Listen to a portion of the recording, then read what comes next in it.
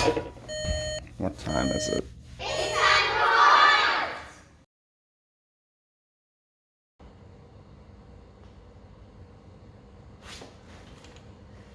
Kindergarten and first grade, welcome back. Today's an exciting day because it's our one clay day of the year. What we are going to do is make a pinch pot. A pinch pot is a pot that you make by pinching it.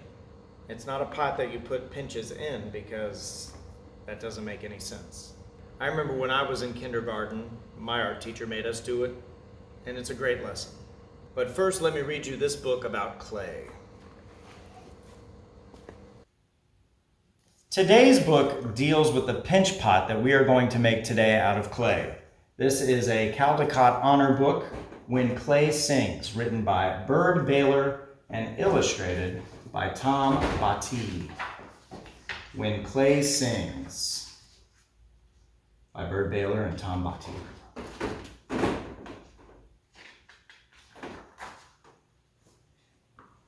There are desert hillsides where ancient Indian pottery still lies half buried in the sand, and lizards blink at other dusty lizards that were painted on those pots 1,000 years ago.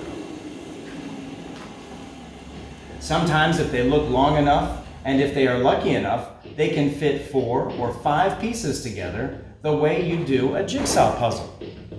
Then suddenly they see a perky, wide-eyed bird look up at them, surprised.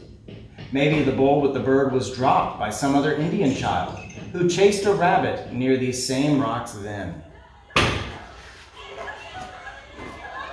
When they find a bowl that isn't broken, the children can pretend that they've just eaten from it and that they're sitting by some campfire on a deerskin blanket. And it's then, not now. And they speak an older language. But they don't need words to know that there were speckled bugs and spotted bugs and bugs with shiny wings and pinchy bugs and jumpy bugs and bugs that had 1,000 legs that liked to walk through grass. They know the molding of a lump of clay has always been a slow and gentle work. No hurrying, no rushing. Hands that shape the earth this way have time to know the cool touch of the sand.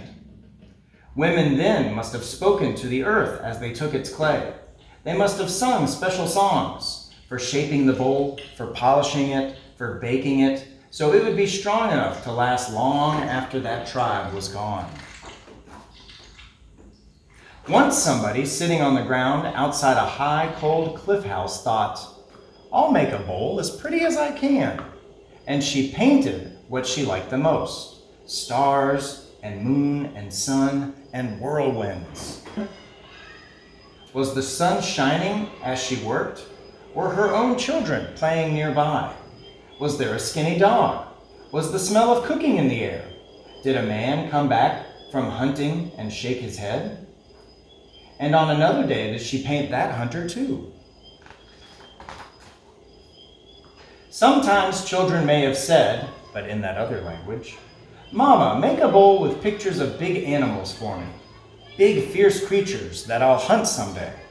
So she drew mountain lions and wildcats and even a man wrestling a bear. Or is it a bear wrestling a man? The colors are still bright.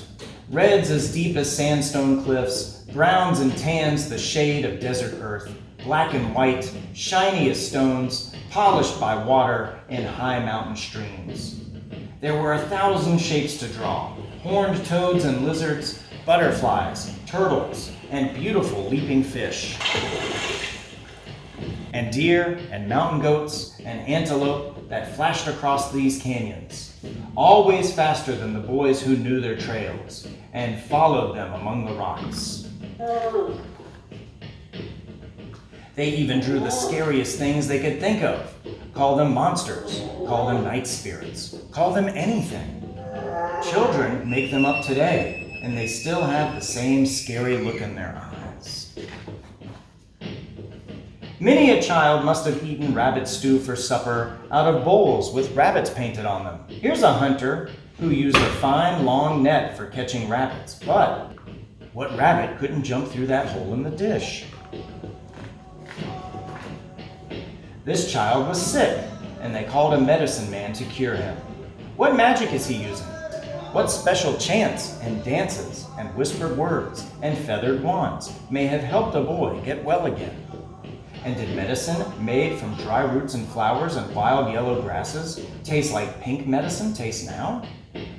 Indians who find this pottery today say that everything has its own spirit, even a broken pot. They say the clay remembers the hands that made it. Does it remember the cornfields too? And the summer rains? And the ceremonies that held life together? Here are the masks and the costumes and the great dancing figures. Here is the flute player bent low over his song. Songs had to be powerful enough to make rain fall and winds blow and seeds sprout in the dark earth. Songs had to be powerful enough to keep warriors safe and lead the hunter to the deer and make summer always follow winter and hold the sun in its proper path across the sky and keep life from moving on from tribe to tribe. They say that even now the wind sometimes finds one of those songs still in the clay and lifts it out and carries it down the canyon and across the hills. It is a small sound and always far away, but they say sometimes they hear it. All right, here we go.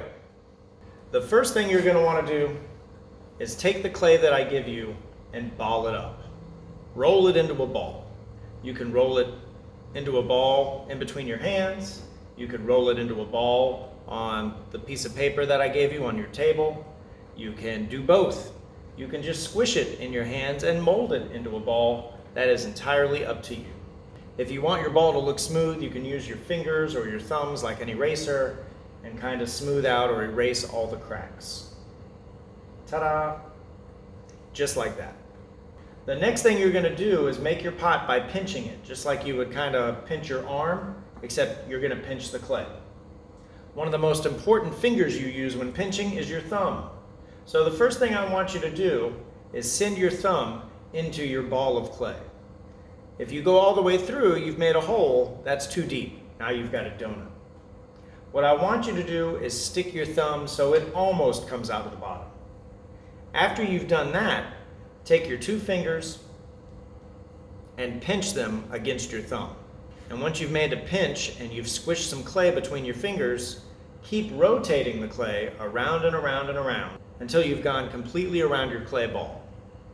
Now at that point, it looks more like a bowl or a pot than it does a ball. What I like to do is to continue pinching all the way around and making my pot as big as I can. If you squeeze it a lot, the weight of the clay will kind of fall down. You'll have a wide pinch pot. If you keep it very stiff and the walls of your pinch pot thick, you'll have a very tall and thick pinch pot. Either one is good. And that's it. We're going to scratch our name and initials in the bottom, and I got to cook these in a special oven called a kiln. They will turn into glass, and we'll paint these next week. Today's pro tip. Last time we got our mural proposal greenlit, so now it's time to move on to the next step. This is kind of cheating. I don't think it is. Maybe it's not. What I'm going to do is I'm going to print the mural on transparency paper so that I can project it up on the wall with an overhead projector, because we got a lot of overhead projectors. So I don't know if you can see this, but here's just one part of the mural. The pro tip is make sure if you're ever printing on transparency paper, not that you probably ever will, you better make sure that it is safe to put in a printer. So this stuff is good, it passes the test. This will be in black and white when I print it. Let's see, Control P print. And if this works, we will have our picture on invisible paper. Follow me. Here we go.